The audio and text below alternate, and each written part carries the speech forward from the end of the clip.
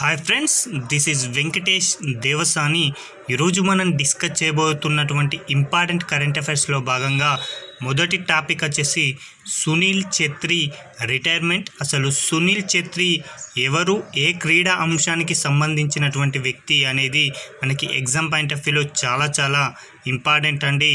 భారత football captain Sunil Chhetri 2024 June 6వ తేదీన కువైట్ దేశంతో జరిగేటువంటి ప్రపంచ కప్ అర్హత మ్యాచ్ అనంతరం రిటైర్డ్ కానున్నట్లుగా ప్రకటించడం జరిగింది.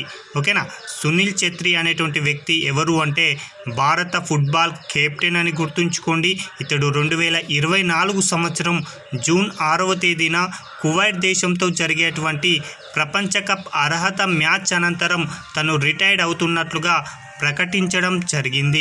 అయితే ఇతడు 2024 సంవత్సరం జూన్ 6వ తేదీన రిటైర్డ్ కాబోతున్నాడు.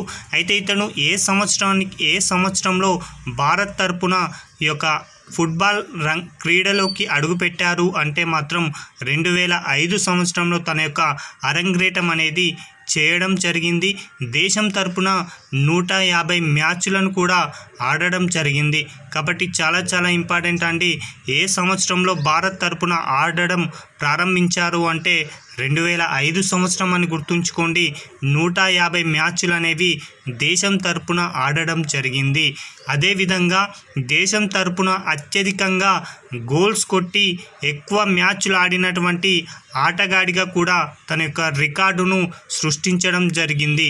కాబట్టి ఎగ్జామ్ పాయింట్ ఆఫ్ వ్యూలో ఏ విధంగా అడుగుతారంటే భారతదేశం తరపున అత్యధికంగా గోల్స్ కొట్టి అదేవిధంగా ఎక్కువ మ్యాచ్లు ఆడిన ఆటగాడు ఎవరు ఫుట్బాల్లో అంటే మాత్రం సునీల్ ఛెత్రి అని గుర్తుంచుకోండి. ప్రస్తుతం అంతర్జాతీయ ఫుట్బాల్ ఆడుతున్న ఆటగాళ్లలో అత్యధికంగా గోల్స్ కొట్టినటువంటి 3వ క్రీడాకారుడిగా సునీల్ ఛెత్రి గారు నిలవడం జరిగింది. ఒక్కసారి మళ్ళీ చూద్దామండి. ప్రస్తుతం అంతర్జాతీయంగా ఫుట్బాల్ మ్యాచ్లు ఆడుతున్న ఆటగాళ్లలో టాప్ స్కోర్ జాబితాలో సునీల్ ఛెత్రి గారు 3వ స్థానంలో ఉండడం జరిగింది. కాబట్టి తొలి 2 స్థానాలు కూడా మనకి ఎగ్జామ్ పాయింట్ ఆఫ్ వ్యూలో చాలా ఇంపార్టెంట్. అందులో 205 మ్యాచ్లలో 128 గోల్స్ కొట్టి అగ్రస్థానంలో ఉన్నటువంటి ఆటగాడిగా రొనాల్డో ఉండడం జరిగింది. 2వ స్థానంలో 180 మ్యాచ్ల్లో 106 గోల్స్ కొట్టి మెస్సీ 2వ స్థానంలో ఉండడం జరిగింది. ఇక 150 మ్యాచ్ల్లో 94 గోల్స్ కొట్టి సునీల్ ఛెత్రి గారు 3వ స్థానంలో నిలవడం జరిగింది. ఓకేనా. ప్రస్తుతం అంతర్జాతీయ ఫుట్బాల్ మ్యాచ్లు ఆడుతున్న ఆటగాళ్లలో అత్యధికంగా గోల్స్ కొట్టిన ఆటగాడిగా 3వ స్థానంలో సునీల్ ఛెత్రి గారు నిలిచారు అనే అంశాన్ని మాత్రం గుర్తుంచుకోండి. ఇతడు భారత్ తరపున 3 సార్లు నెహ్రూ కప్ను విజయం సాధించడంలో కీలక పాత్ర పోషించాడండి. భారత్కి 3 సార్లు నెహ్రూ కప్పును అందించడంలో ఇతడు కీలక పాత్ర పోషించాడు. అది ఏ సంవత్సరంలో నెహ్రూ కప్ని భారత జట్టు గెలుచుకుంది అంటే 2007, 9, 12 సంవత్సరాలలో నెహ్రూ కప్ను సాధించడం జరిగింది. అదేవిధంగా సౌత్ ఏషియన్ ఫుట్బాల్ ఫెడరేషన్ అనేటువంటి కప్పును కూడా భారత్ గెలవడంలో సునీల్ ఛెత్రి గారు కీలక పాత్ర పోషించారు. ఈ శాఫ్ని ఏ సంవత్సరాలలో భారత్ గెలుచుకుంది అంటే 2011, 15, 21 సంవత్సరాలలో సౌత్ ఏషియన్ ఫుట్బాల్ ఫెడరేషన్ అనేది భారత్ సాధించడం జరిగింది. అయితే సునీల్ ఛెత్రి గారి యొక్క స్వస్థలం ఎక్కడ, ఏ రాష్ట్రం అంటే మాత్రం తెలంగాణ రాష్ట్రంలో ఉన్నటువంటి సికింద్రాబాద్లో ఈ యొక్క సునీల్ ఛెత్రి గారు జన్మించడం జరిగింది. అయితే ఇతడు 2002 నుంచి మోహన్ బంగా తరపున క్లబ్ ఫుట్బాల్లో తన యొక్క అరంగేట్రం అనేది చేయడం జరిగింది. ఓకేనా. ఎక్కడి నుంచి తన యొక్క ఫుట్బాల్ అరంగేట్రం చేశారు అంటే మోహన్ బంగా అనేటువంటి టీం తరపున 2002 సంవత్సరంలో చేయడం జరిగింది అని గుర్తుంచుకోండి. అదే భారత్ తరపున ఇతడు 2005 సంవత్సరం నుంచి ఆడడం ప్రారంభించారని, చివరి మ్యాచ్ 2024 జూన్ 6 కువైట్ దేశంతో అని గుర్తుంచుకుంటే సరిపోతుంది. ఇక మరొక అంశం అండి, ప్రపంచంలోనే తొలి 6G డివైజ్ను ఇటీవల కాలంలో ఒక దేశం ప్రారంభించడం జరిగింది. కాబట్టి ఎగ్జామ్ పాయింట్ ఆఫ్ వ్యూలో చాలా చాలా ఇంపార్టెంట్ అండి. ప్రపంచంలోనే తొలి 6G డివైజ్ను జపాన్ దేశం వారు ఆవిష్కరించడం జరిగింది. ఇది 5G ఇంటర్నెట్తో పోలిస్తే ఈ డివైజ్ అనేది 20 రెట్లు అత్యధికంగా వేగాన్ని కలిగి ఉంటుందని పరిశోధకులు తెలియజేయడం జరిగింది. ప్రస్తుతం ఉన్నటువంటి 5G కన్నా కూడా ఈ యొక్క 6G అనేది 20 రెట్లు అధికంగా ఇంటర్నెట్ వేగాన్ని కలిగి ఉండబోతుంది. కాబట్టి ఎగ్జామ్ పాయింట్ ఆఫ్ వ్యూలో ప్రశ్న ఏ విధంగా అడుగుతారంటే ఇటీవల కాలంలో ప్రపంచంలోనే తొలి 6G డివైజ్ను ఏ దేశం వారు ఆవిష్కరించారు అని అడుగుతాడు. కాబట్టి జపాన్ దేశం అని గుర్తుంచుకోండి. ఇక మరొక అంశం అండి, యూవికోల్ ఎస్ అనేటువంటి వ్యాక్సిన్ కూడా ఇటీవల కాలంలో వార్తల్లో నిలవడం జరిగింది.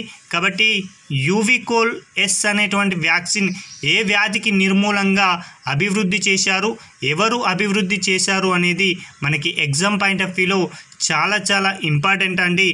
యూవికోల్ ఎస్ అనేటువంటి వ్యాక్సిన్ని కలరా వ్యాధి నిర్మూలన కోసమై దీనిని రూపొందించడం జరిగింది. ఈ యొక్క కలరా అనేటువంటిది ఏ బ్యాక్టీరియా వల్ల కలుగుతుంది అంటే మాత్రం విబ్రియో కలరా అనేటువంటి బ్యాక్టీరియా వలన కలరా అనేటువంటి వ్యాధి అనేది రావడం జరుగుతుంది. అయితే ఈ యొక్క కలరా వ్యాధిని నిర్మూలించాలనే ఉద్దేశంతో దక్షిణ కొరియాకు సంబంధించినటువంటి EU బయోలాజికల్స్ కో లిమిటెడ్ కంపెనీ వారు ఈ యొక్క యూవికోల్ అనేటువంటి వ్యాక్సిన్ని ఉత్పత్తి చేయడం జరిగింది. ఈ యొక్క వ్యాక్సిన్ని చుక్కల రూపంలో ఇవ్వడం జరుగుతుందండి.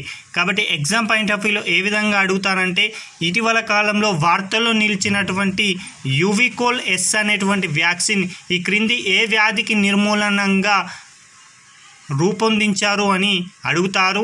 ఆప్షన్లో మలేరియా, డెంగీ, కలరా, మోనింజైటిస్ అనేటువంటి వ్యాధులను ఆప్షన్స్గా ఇవ్వడం జరుగుతుంది. కాబట్టి గుర్తుంచుకోండి, యూవికోల్ అనేటువంటి వ్యాక్సిన్ వచ్చేసి కలరా వ్యాధి నిర్మూలన కోసం అని గుర్తుంచుకోండి. దీనిని EU బయోలాజికల్స్ లిమిటెడ్ వారు అభివృద్ధి చేశారు అనే అంశాన్ని గుర్తుంచుకుంటే సరిపోతుంది.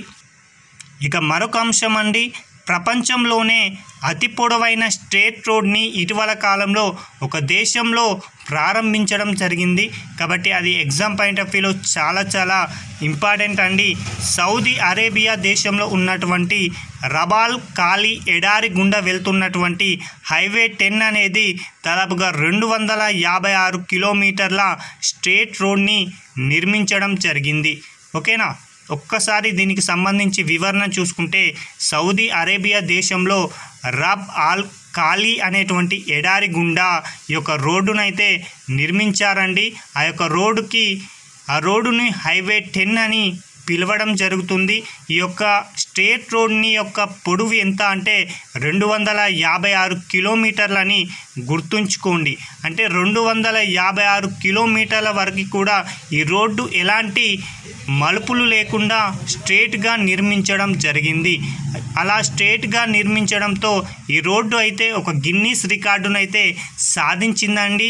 ఆ గిన్నీస్ రికార్డు ఏ పేరిట నమోదైంది అంటే ప్రపంచంలోనే అతి పొడవైన స్ట్రేట్ రోడ్గా ఇది గిన్నీస్ రికార్డునైతే నమోదు చేసుకోవడం జరిగింది. ఈ యొక్క హైవేను 10 కింగ్ పద్ కోసం ప్రైవేటు రహదారిగా నిర్మించారు. ఈ రోడ్డు ఎడారి మధ్యలో ఎలాంటి మలుపులు లేకుండా ఉంటుంది. అయితే ఈ రోడ్ అనేది ఎక్కడి నుంచి ఎక్కడి వరకు నిర్మించారనేది కూడా మనకి ఎగ్జామ్ పాయింట్ ఆఫ్ వ్యూలో చాలా చాలా ఇంపార్టెంట్ అండి. హరద్ నుండి UAEకి సరిహద్దుగా సమీపంలో ఉన్నటువంటి ఆల్బాత్ వరకు ఉండబోతుంది. ఓకేనా, ఎక్కడి నుంచి అంటే హరద్ నుండి UAE సరిహద్దు సమీపంలో ఉన్నటువంటి ఆల్బాతా వరకు ఈ రోడ్ అనేది ఉంటుంది. అయితే ఈ యొక్క రోడ్డు నిర్మించక ముందు గతంలో ప్రపంచంలోనే అతి పొడవైన స్ట్రేట్ రోడ్డుగా పశ్చిమ దక్షిణ ఆస్ట్రేలియాను కలిపేటువంటి ఒక 146 కిలోమీటర్ల హైవే పేరిట ఉండగా ప్రస్తుతం ఇది సౌదీ అరేబియాలోని అతిపెద్ద ఎడారిలో ఉన్నటువంటి ఈ హైవే 10 అనేది రికార్డులోకి ఎక్కడం జరిగింది. గతంలో ఈ రికార్డ్ అనేది పశ్చిమ దక్షిణ ఆస్ట్రేలియాను కలిపే 146 కిలోమీటర్ల ఎయిర్ హైవే పేరిట ఈ రికార్డ్ అనేది ఉండగా ప్రస్తుతం 256 కిలోమీటర్లతో సౌదీ అరేబియాలో ఉన్నటువంటి హైవే 10 అనేది రికార్డుకెక్కిందని గుర్తుంచుకుంటే సరిపోతుంది.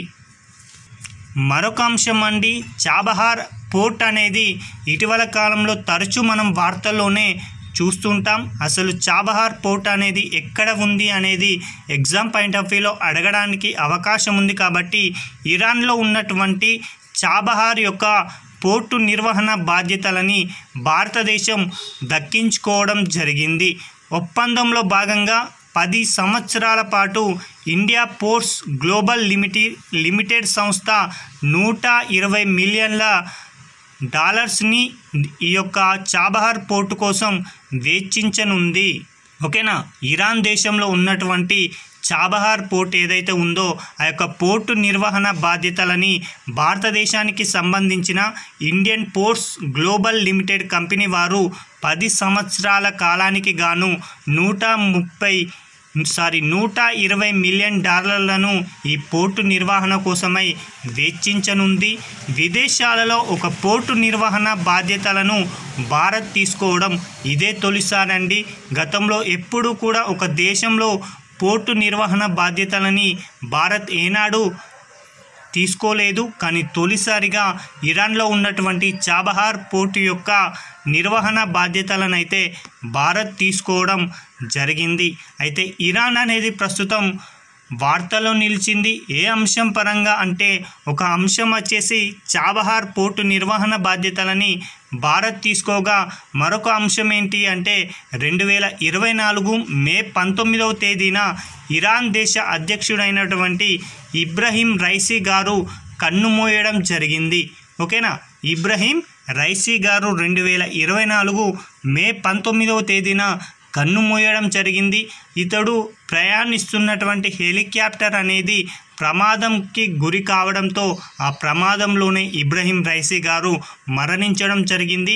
ఈ యొక్క అంశం అనేది భవిష్యత్తులో జరగబోయేటువంటి ఎగ్జామ్లో అడగడానికి అవకాశం ఉంది. కాబట్టి గుర్తుంచుకుంటే సరిపోతుంది. ఇవండి రోజుకు సంబంధించినటువంటి ముఖ్యమైనటువంటి కరెంట్ అఫైర్స్. Thank you.